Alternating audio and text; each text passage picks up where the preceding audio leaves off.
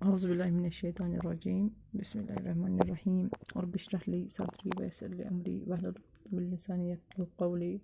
رب زدنی علما رب زدنی عملا رب زدنی خلوصا آمین ثم آمین۔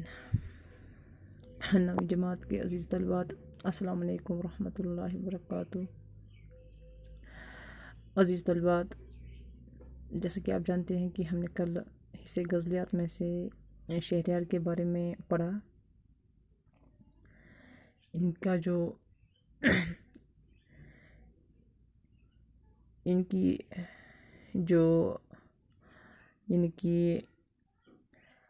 شاعری کے حوالے سے، ان کے جو مجموعہ کلام ہے، چاہے ان کے حوالے سے یا ان کا جو زمانۂ طالب علمی ہے یا اس کے حوالے سے، ہم نے کل اس کی شخصیت پر ذکر کیا۔ تھوڑی بہت گفتگو کرنے کے بعد شہریار کی جو غزلیں ہیں جس نے ان کو عروج پر پہنچایا، آج ہم انہی کے بارے میں، یعنی کہ شہریار کی جو پہلی غزل ہے،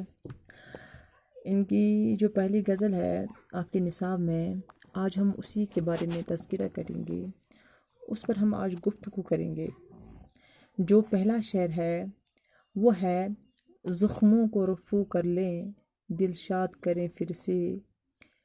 خوابوں کی کوئی دنیا آباد کریں پھر سے، مدت ہوئی جینے کا احساس نہیں ہوتا، دل ان سے تقاضا کر بیداد کریں پھر سے، بیدار کریں پھر سے، مجرم کے کٹہرے میں پھر ہم کو کھڑا کر دو، ہو رسم کہن تازہ فریاد کریں پھر سے، اے اہل جنوں دیکھو زنجیر ہوئے سائے، ہم کیسے انہیں سوچوں آزاد کریں پھر سے، اب جی کے بہلنے کی ہے ایک یہی صورت، بیتی ہوئی کچھ باتیں ہم یاد کریں پھر سے۔ تو یہ رہی ان کی پہلی غزل۔ جو پہلا شعر ہے کہ زخموں کو رفو کر لیں، دل شاد کریں پھر سے، خوابوں کی کوئی دنیا آباد کرے پھر سے۔ اس میں شہریار صاحب فرماتے ہیں کہ ان کی اس شعر میں شاعر کی خواہش ہے کہ دل کے زخموں کو رفو کر کے دوبارہ دل کی خوشی حاصل کر کے زخم بھر خوابوں کو حقیقت میں ہم بدل دیں۔ اصل میں زندگی اچھی طرح جینے کے لیے اچھی خواہش اور ارادے کو قائم رکھنا چاہیے۔ شاعر ارادہ کرتا ہے کہ وہ پھر سے اچھی زندگی گزارے گا۔ یہاں پہ شاعر کی جو خواہش ہے، یعنی کہ یہ کہتا ہے کہ جو بھی زخم ہمیں دل پہ لگے ہیں اس کو ہم دور کر کے دوبارہ سے پھر سے نئی زندگی، خوشی سے نئی زندگی گزارنے کی کوشش کریں گے، خوابوں کی کوئی دنیا آباد کرے پھر سے۔ یعنی کہ اصل میں جو زندگی ہے وہ اچھے طریقے سے گزارنے سے ہی اچھی زندگی معلوم ہوتی ہے۔ یعنی کہ جو ہماری زندگی ہے، اگر اس کو جینے کے لیے اچھی خواہش اور ارادے کو قائم رکھنا چاہیے، ارادے کو قائم رکھنا ہے، تو اس کے لیے ہمارے جو ذہن میں جو خیالات ہے، جو برے خیالات ہیں، ان کو ہمیں دور کرنا ہے، اور ہمیں ذہن کو کھلا چھوڑ کر، ہمیں ذہن کو آباد رکھ کر، اچھے خیالاتوں سے آباد رکھ کر پھر ہمیں نئی دنیا بسانے کی کوشش کرنی چاہیے۔ یعنی کہ شاعر یہی ارادہ کرتا ہے کہ وہ پھر سے اچھی زندگی گزارے گا۔ دوسرا شعر جو ہے: مدت ہوئی جینے کا احساس نہیں ہوتا، دل ان سے تقاضا کر بیدار کرے پھر سے۔ یعنی کہ دوسرے شعر میں یہ شہریار صاحب فرماتے ہیں کہ مدت سے عاشق کے دل میں زندگی کا احساس نہیں، مدت ہوئی جینے کا احساس نہیں ہوتا، یعنی کہ مدت سے عاشق کے دل میں زندگی کا احساس نہیں ہے، گویا وہ زندہ نہیں بلکہ مردہ ہے، کیونکہ محبوب سے دوری اور اس کے ظلم و ستم سے عاشق تڑپتا ہے، اور اسے جینے کا احساس ہوتا رہتا ہے۔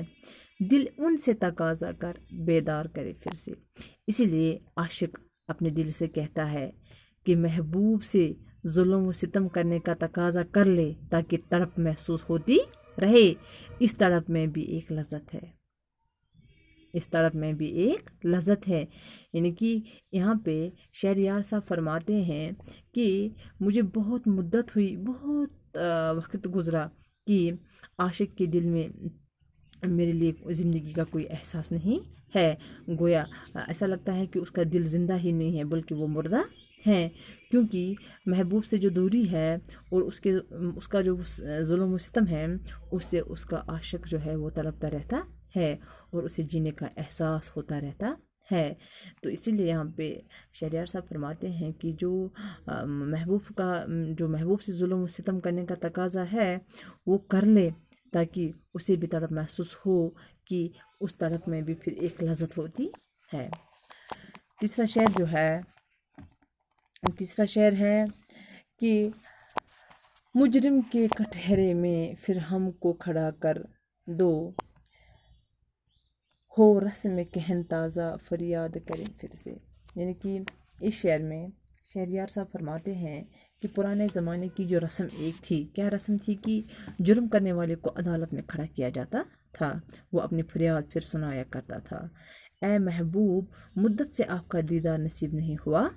میں بھی عشق کا مجرم ہوں، پرانے رسم کی طرح مجھ کو عشق کے کٹہرے میں کھڑا کر دیجیے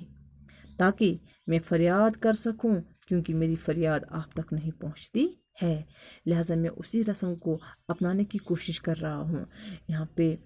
شہریار صاحب فرماتے ہیں اپنے محبوب سے پھر سے کہ پرانے زمانے کی جو رسم تھی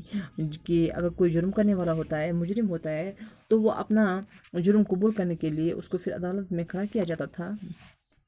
تو وہ پھر اپنی فریاد سناتا تھا وہاں پہ کہ کیسے میں نے وہ جرم کیا، پھر اس کو کیسے ایکسیپٹ کرتا ہے وہ۔ تو یہاں پہ سیم از دا کیس یہاں پہ کہ یہاں پہ جو شاعر ہے، اس کا جو عاشق ہے، وہ بھی یہی چاہتا ہے کہ مجھے بھی اسی کٹہرے میں کھڑا کر دیجیے۔ یہاں پہ کہتا ہے کہ اے میرے محبوب، مدت سے آپ کا دیدار نصیب نہیں ہوا، کیونکہ میں بھی عشق کا مجرم ہوں۔ میں کس چیز کا مجرم ہوں؟ میں عشق کا مجرم ہوں۔ پرانے رسم کی طرح مجھ کو بھی عشق کے کٹہرے میں کھڑا کر دیجئے تاکہ جو میری فریاد ہے آپ سے، جو آپ تک نہیں پہنچتی ہیں، تاکہ میں اس کو اسی ذریعے سے بیان کر سکوں گا۔ پانچواں شعر جو ہے، اے اہل جنوں دیکھو زنجیر ہوئے سائے، ہم کیسے انہیں سوچو آزاد کرے پھر سے۔ یہاں پہ شہریار صاحب فرماتے ہیں کہ اے میرے محبوب، یہاں پہ شاعر صاحب خاص کر ان دیوانوں کے بارے میں، یعنی کہ دیوانوں سے وہ یہاں پہ ذکر کرتے ہیں کہ جو دیوان